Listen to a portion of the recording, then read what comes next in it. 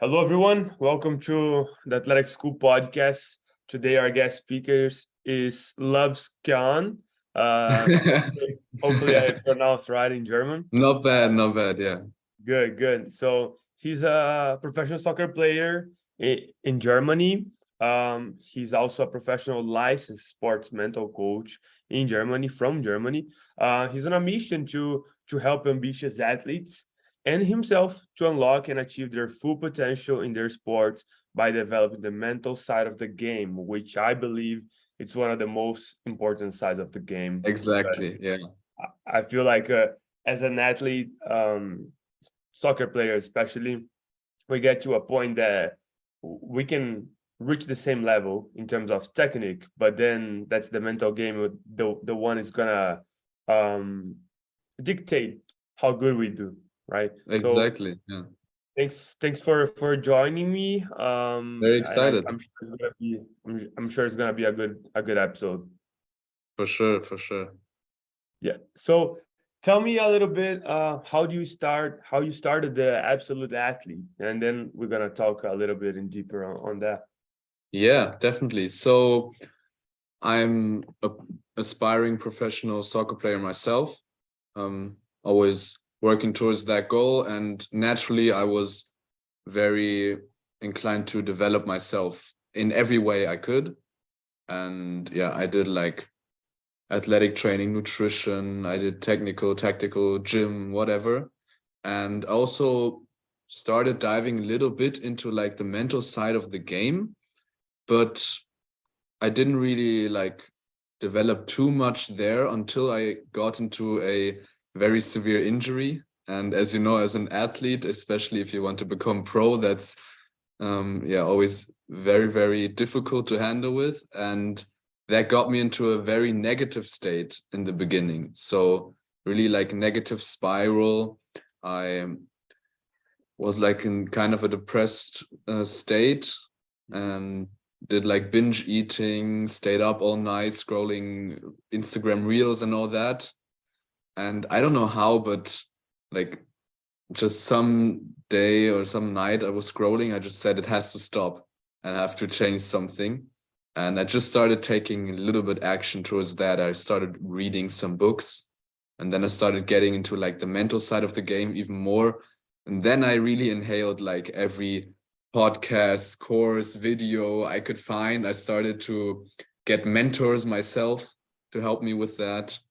And I developed so much in that aspect that I said, okay, I'm at such a good level now. Of course, I'm still developing, but I want to help other athletes like be able to reach their fullest potential, be able to deal with setbacks. And yeah, so I started getting the license or like the certifications here in Germany. And then with my best friend who's also playing high level football, soccer, we started that together over a year ago and have been coaching several athletes since then. Yeah, that's actually a pretty similar story with mine, because I didn't have an injury or anything like that, but it's just I could never really achieve a good performance or never get the results that I wanted to do. And then I started reading myself to find ways to, like, why am I not performing, why I'm not playing, why I'm not the best, why I'm not, I was doing so much work and doing everything I could, but something was missing. And then I started with athletic school, and then also my friend Gustavo, which I have him on a few episodes. Yeah. We started doing this, and then so that's pretty cool. It's pretty similar stories. We are from Brazil in the United States, and you are in Germany. It's crazy how Yeah, the minds think alike. So exactly. It's often like through your own struggles that you develop in a certain aspect, because that's often we start when it's too late or when it gets hard. yeah, yeah, awesome. So it's often like that, yeah. Yeah, and then you guys have the six pillars of an absolute athlete. What are the six pillars? Yeah, so just to say the six pillars, we have awareness, we have vision, self-confidence, environment, reframing, and the last one, consistency or balance. Mm-hmm. And like we set them for ourselves or like for our athletes, because like from our own experience and yeah, our own coaching as well, Mm-hmm. we saw like, okay, these are the most important aspects, and basically your success, your results all come by mastering these aspects. Nice. And you guys came up with that. Yeah, like we set them up for ourselves. First we had like some other basic pillars, but we adjusted them a little bit. Mm-hmm. So let's dive a little deeper into that, because that's gonna be a class for me. Yes. So can you say the first one again? Awareness. Awareness. All right. And Yeah. I think that's a really good one. So how to become aware? What an athlete should do in order to become aware of the things Yeah. that is happening to their lives? So first of all, I'm just like going to touch on why awareness is key in the first place. So in order to achieve like your desired result or to change something, you first of all have to be aware what the situation is right now. You have to be aware of everything. Otherwise, you can't change anything if you don't see it. Awareness is so key, and it's not only that, it's like only if you're aware of your feelings, your thoughts, your behavior, then you are in control of it. And that's often like the most important thing, being in control of it, not letting your mind or whatever take over. So that's why awareness is so key. And I feel like nowadays, especially many young athletes, they have lost like the ability to be aware of themselves. I feel like technology has a huge role in that, because many young people, they get phones so early and they scroll like 5-second video after 5-second video, and like their subconscious takes over. They can't even be aware of a thought they have. They don't even have that skill. And yeah, I feel like it starts there by first limiting your like exposure to content like that, leaving some stillness. How can you listen to your thoughts or whatever, be aware of your surroundings if there's always something? So I feel like incorporating stillness is the first step there. For sure. Yeah. Some things that I do, it's like it's hard when we say meditation, because people think of meditations in different ways. But I think Yeah. it's like literally just sitting down without your phone, and then just doing some breathing exercise, because like you said, our phone keeps giving us information, and we cannot never process that information. So I think when we sit down, it's a good way for us to let thoughts come to our mind, and then kind of practice like, oh, I want this thought to stay here, and I don't want this thought to stay in my head. And then journaling, it's like simple things that nowadays a lot of people are doing, at least people in our field, kind of. But I feel like a lot of the athletes they're not doing it. I'm playing for a team here. It's a summer league. They're playing a high level, and I can promise you, I doubted that any of these guys are doing journal. Probably not, no. Yeah. So I think everyone knows about it, but nobody do it. So I think it's journalists meditating, and meditation can be anyway. You can go for a walk, like you were saying, stillness. It's just going for a walk without your phone, for a long walk, and just kind of look around and be present. So I think that is meditation, basically. Many people like they hear that word and they feel like, oh, that's like guru stuff, and I don't know what to do with that. But it's basically just leaving stillness in your day to day. Don't check your phone the first thing you wake up when you wake up. Don't have your messages popping off all the time. I agree. All right. That's a really important one. Awareness. What about the second one? Yeah, vision. You have to have a vision. I always love to use a specific example for that. So like imagine you're getting into a taxi, and then like the driver asks you, yeah, what's up, Igor, where do you want to go today? or in general, you say, yeah, I don't care, just take me anywhere. Then he tries and tries and tries, and then when he stops and like says you can get out, then you're pissed off at the place where you've landed. He said, why am I here? But I mean, you haven't given any directions, and that's like the same with your vision in sports, but in life in general. I mean, if you don't know where you want to go, then how can you be successful in the end? How can you do the daily steps to get towards like a desired outcome for you? There's no road ahead otherwise. So I think and a vision is so important for also like very deep motivation that comes from within. That's always like major key. Yeah, and I see a lot of people that they don't know what they wanted to do with their lives, and I feel like it goes back to the first one, which is awareness, because Yeah, these people they don't sit down with themselves and think like, what do I like to do? What I don't like to do? You know, what makes me feel alive and things like that. So I feel like people struggle to have a vision sometimes, which is okay. But at the same time, you gotta be aware that you need to have one. So it's okay to a certain point. Like yes, you yeah, need to have a vision. You need to figure out what you want to do. exactly. Yeah, Um, so the third one is confidence, right? yeah. And I think that's a tricky one. So tell me a little bit why confidence, why that's one of the pillars, and how can we become more confident? Yeah, confidence is the aspect of like life in general. I mean, every aspect is so important. Confidence, I mean, confidence is what gets you the extraordinary results as an athlete. I mean, you have to be able to trust your own abilities no matter what, and bring that certain confidence vibe onto the field.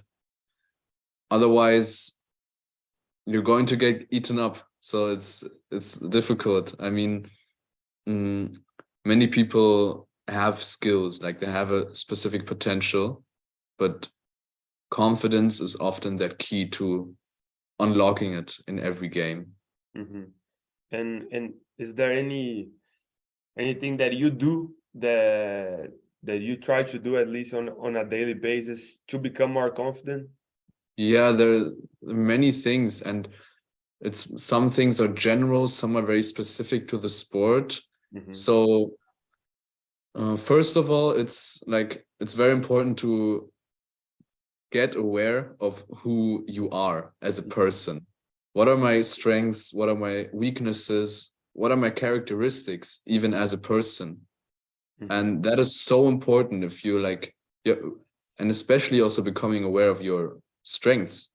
Hmm. Like your specific strengths is so important. Like have to make a list of your strengths, and then there's like a first step. Yeah. Another step is continuously like working on yourself, developing yourself mentally in like terms of also resilience, also like being better at dealing with like negativity from the outside, because a lot of times negativity from the outside is what like crushes your confidence. Yeah. And that is like a huge point to work on. And like another point that I feel like is very important is shaping your environment. That's like the fourth point. Yeah. That also shapes your confidence a lot, like the people you hang out with. And another thing that I also like specific for sports, is regarding these strengths. Often confidence comes from knowing, like trusting yourself that you can do something. And Hmm. oftentimes your brain, like there's so many proofs that you can do something, but your brain doesn't like filter them. It only filters the negative things. Hmm. It's like there's a huge bucket of positive and negative things, and the brain picks out negative things. And one thing I love doing with my athletes is having like a jar, see-through jar. And every time like I they do something well in game or in training, they write it down on a piece of paper and put it in the jar. It's just like visualizing proof, visual proof that you can do something to your brain, to your subconscious. That's just another thing. Like all these things add up. That's a really good technique. I never thought of that one. And so you mentioned about environment, and I think Yeah. that's really important. We had an episode about environment because really think the people that you hang out with, it's a big deal. Um, so why environment? I mean, of course, we know the importance of environment, but Yeah. what are some environment that people should try to get? Like, what are some of the types of environment that we should avoid, and what are some of the types of environment that we should try to get in? Yeah. So you should avoid a, of course, negative and destructive environment that that like pushes you down from your goals, and Yeah. also that just surrounds you with negative energy, because it's very, very difficult to not let it get to you. It's, you have to be at such a high point, and still then you're going to be affected by it. Mm-hmm. And that's like, you shouldn't have that around you. And it's very important to have an environment that is positive and supportive, also honest, optimistic, also like lets you create the right balance in your life. Mm-hmm. Environment is also for balance. That's like the last point that we have. And just an environment that pushes you every day, where you level up together. I mean, I saw that clip from your podcast with Mm-hmm. like the gym. Either you have screaming people or you have like grannies around Yeah. you. Like you're going to be more like the people that you surround yourself with. It's Yeah. inevitable, no matter how strong you are. So you have to shape it how you Mm-hmm. want. Yeah, I agree. And I don't know if I mentioned that, but it's pretty hard to become aware that you are in that environment, that you become that person because of the environment that you were in, right? So Yeah. you think of a team, like it can be football, it can be baseball, soccer, but I played for many different teams, and the culture is different, right? So some teams, they have a culture that it's okay to scream at your teammate, and say, why did you make that mistake, you know and and that's okay. And some other teams, that's not okay, and they actually have a, I mean, in my way, I think it's a healthier way to talk to your teammates, when you say like, just keep it up, let's go. Like, Yeah. yes, there are some pressure there. We are pushing each other, but at the same time, I'm asking you to do more because I need you to do more. But at the same Yeah. time, I understand that you are not making a mistake because you wanted to make a mistake, and me screaming at you, asking why, it's probably not gonna help, right? But that's like a rarity. I mean, that's because you're in very good headspace and you're very aware of all the Yeah. stuff. And that's so rare. That's why it's difficult to find these types of people around you. Yeah. Yeah, yeah, for sure. And so I think it's important for us to to I mean, to listen to this podcast first of all, uh, Yes. and then figure out, because we're gonna end up in these environments no matter what. Sometimes we Yeah. can't choose. Like, I'm going to a next team next fall, and I don't know how they're gonna be, so I need to become aware of the environment that I'm in once I get there. So like, yeah, I should talk to this guy this way, I should talk to that guy that way, and also keep my keep my integrity the way that I am, and Yeah. try to get positive things that, as you mentioned before, positive things, and add to myself. And then maybe the negative things I should avoid a little bit. So I think environment is a really important one, and it's difficult to understand, to see, um, and to figure out the environment that you are in, because Yeah. sometimes it's family, and families, I feel like it's the hardest one, you know. Not everyone has a family that support each other, so I think it's tricky, but we need to figure out a way and do what needs to be done. Exactly. Like there's a very important thing that you said. I mean, of course, what I said is you can shape your environment in some areas yourself. You can see, okay, which people do I want to have around me? How do I want to design my environment? On the other hand, there are going to be environments that you can't really control, that you're thrown into.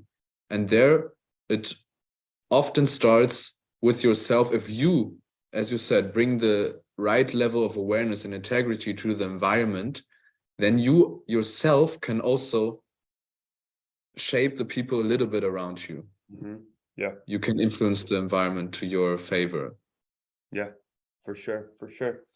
And the next one is reframing. So tell me a little bit about reframing. What is reframing? Yeah. So imagine, for example, this type of scenario. You're at the World Cup. Yeah, let's take the last World Cup. Argentina against France in the final. It's the freaking penalty shootout. And like Lionel Messi, with all the history he has had, is like the first one to step up. And do you remember how he shot that penalty? I don't. He was like, you know, the penalties where you just look at the goalkeeper, you stop, and then you shoot it where, and that takes like so much balls to do that in this scenario. And that is like a difference. You can, situations like these, you can either say, fuck, this is, I have this pressure on me, the whole country, and I've already lost like three finals, and this is my last chance, and everybody's looking at me, and what if I miss this? Or you see it like completely differently. You say, I have the support of my whole country, I've done so much to prepare for this moment, I'm focused right now, I've shot so many penalties.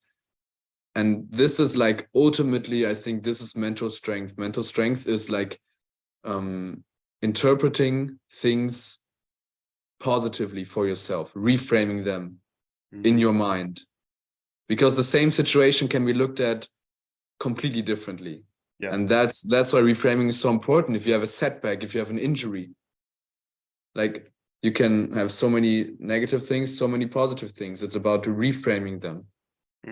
Yeah, I agree with you 100%. And then I study a lot Stoicism, and they talk a lot about that, because that everything that happens in our lives, it's neutral, right? It's not good or bad. It's neutral, right? You decide if it's gonna be good or if it's gonna be bad, right? Yes. So I think taking that approach helps a lot.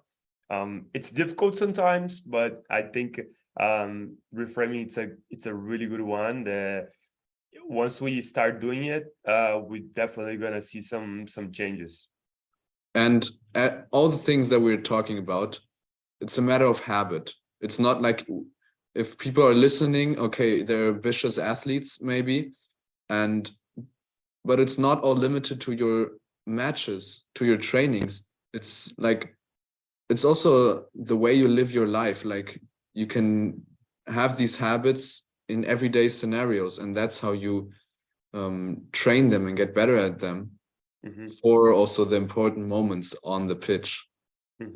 Yeah, awesome. And then something that you already mentioned, balance, and then the last one is consistency and balance. Tell me a little bit about balance and consistency. Yeah, I mean, everybody knows that it's important, of course, but not many people know what it actually means. And also it's very individual. So for me, it is important, like with everything I work on, the athletic career myself, or coaching athletes, university, everything, like every day I'm putting in work. But if I do one thing all the time, then I have to have some like balance. I have to have some variation in my daily life. Do things completely like different every now and then. Be in different environments, hang out with different people, do different activities, And that's how I recharge to tackle my vision again.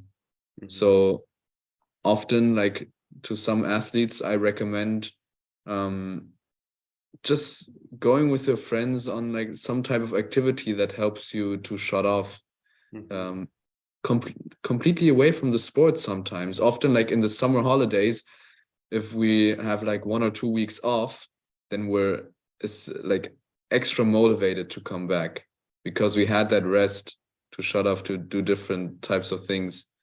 And that is so important. Otherwise, it's not long term. It's not sustainable, what you do.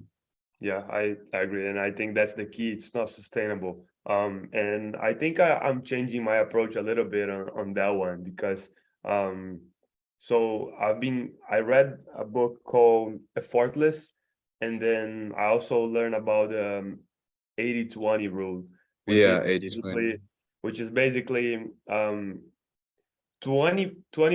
of the things that you do should be creating the 80% of the results, right? Exactly. That's what we want. But sometimes we do the opposite. Sometimes we do 80% of the work, produce 20% of the results, and that we don't want that. Yeah. And then the guy in the book, in the Effortless book, he talks about how you should sometimes remove steps of the things that you're doing, right? So like it's focusing on the things that it's important, right? So if I want to become a better soccer player, what do I need to do, right? So in a certain point, like, and I'm still trying to figure out a little bit, but it's like, well, should I go to the gym and work out biceps, or should I go to the field and hit the ball in the wall 100 times? You know, like, well, I'm going to the field for 30 minutes, and that's going to help me become a better soccer player. And where biceps is probably, you know, it's not really going to help me become a better soccer player. Yeah, it's going to make me stronger, but we need to understand that like working my biceps is just going to make my arms bigger. It might look good, but as a soccer player, I might not need that, right? So yeah, it's getting that balance kind of thing, and then figuring out what's gonna produce the biggest result for me, right? So, and I think that's really interesting because I mean, in my life, I achieved a lot of things through hard work. You know, I'm sure you had the same thing. yeah, But if we can get the same results with maybe not necessarily less work, but with a smarter type of work, then we can get there quicker a little bit, yeah. and faster. And that's kind of what we want, right? Because we're running out of time. We can buy time, right? Time is not. Athletes especially, Yeah, you have limited time as yeah, an athlete, and that's so important. Like if you create the right type of balance and you reduce like your work to very smart things that you do every day, then you create enough like pockets of time where you can do other stuff and relax and let go. Often, like in my experience, I feel like, oh, I have to do this, and this. But if you yeah, really break it down, I'm putting in so much time for this, but only getting out such little results. yeah, Um, yeah. yeah, That's that's awesome. very Um, important. Yeah, it is. So my last few questions for you, it's a question that we always ask our guest speaker because I want to hear what they have to say because I feel like everyone has a different answer for it. Yeah, It's how you define success. yeah, man, that's a major one. Yeah. And I thought a little bit about that when you asked me before. And for me, it's like success is not the word that I'm focused on, because success for me is like just my desired outcome, achieving my desired outcome. So important for me is to define what my desired outcome is. Mhm. And if I can attain that, then that is success for me. As I said in the beginning, you have to define so many things, not just visions, but like in general. Yeah, that's good. Again, because like I said, I never heard of that one before, and it's crazy how everyone has a different answer for success, and that's why I like to ask those questions. Um, and any books, any podcasts that you would recommend to people listening to us? Yeah. So aside from this podcast, I feel like other podcasts that I really like are I have some German ones. I don't know if that's so relevant. I mean, I for get to sure, the yes. I have German friends here, and they listen to the podcast. I had another German guy on the in the past as well. So I mean, of course, why not? yeah.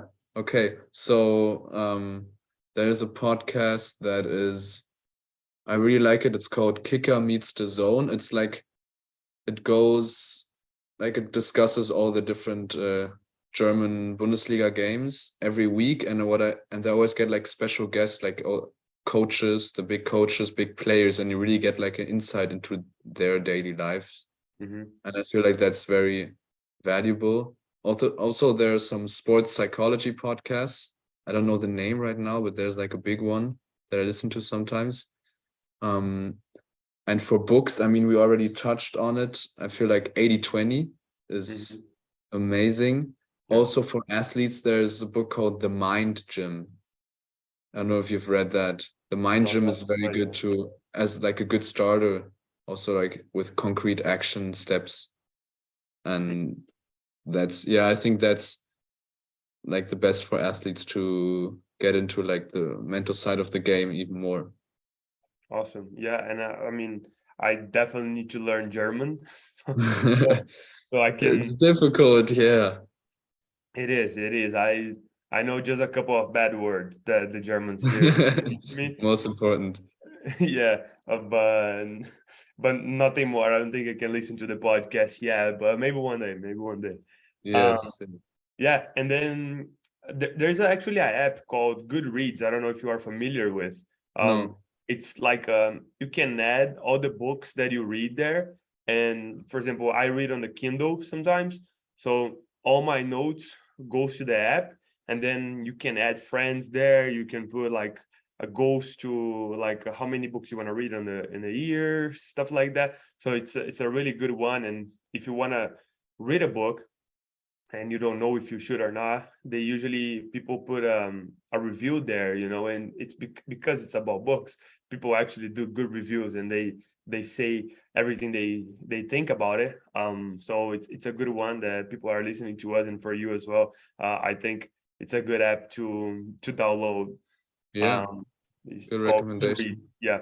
But yeah, I mean, thanks so much for joining me. Thanks for sharing all the six pillars and then talking to me about it. Like I said in the beginning, I think um, the mental game it's one of the most important things. I I always mention this here. So I think it was Novak Djokovic that he Yeah. mentioned that in the top 100 tennis players in the world, their technical skills they're almost the same, right? There's almost no difference, and then the only difference between them is the way that they do the mental game, right? So I think that's why it's so important for us to start applying that in our lives. So thanks for joining me, and thanks for sharing all your thoughts on it. Yeah, definitely, man. It's been a blast. I feel like we could talk for hours actually. And we have to do a part two Yeah. sometime. So many things like we have some reviews on and we can discuss about. It's amazing. And yeah, if any athletes are also listening and want to further develop their Mhm. mental side of the game and unlock their full potential, I mean, always open to get into contact. So Yeah. everybody can feel free to shoot us a message and then we'll see how we can help.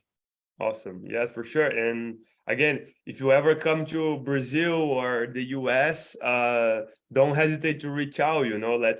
Yes. Let's maybe do a in-person podcast episode. So I think that would Man, be but another thing on my bucket list is um to play barefoot in Brazil with on like a football court. yeah, yeah. To be honest, I don't do that anymore, but I think a lot of people seen Brazilians do that. But yeah, I think it's worth the try. So for sure. Yes, that should be part of it. But yeah, Yeah. All right. definitely. So thank you so much. Yeah, it was a lot of fun.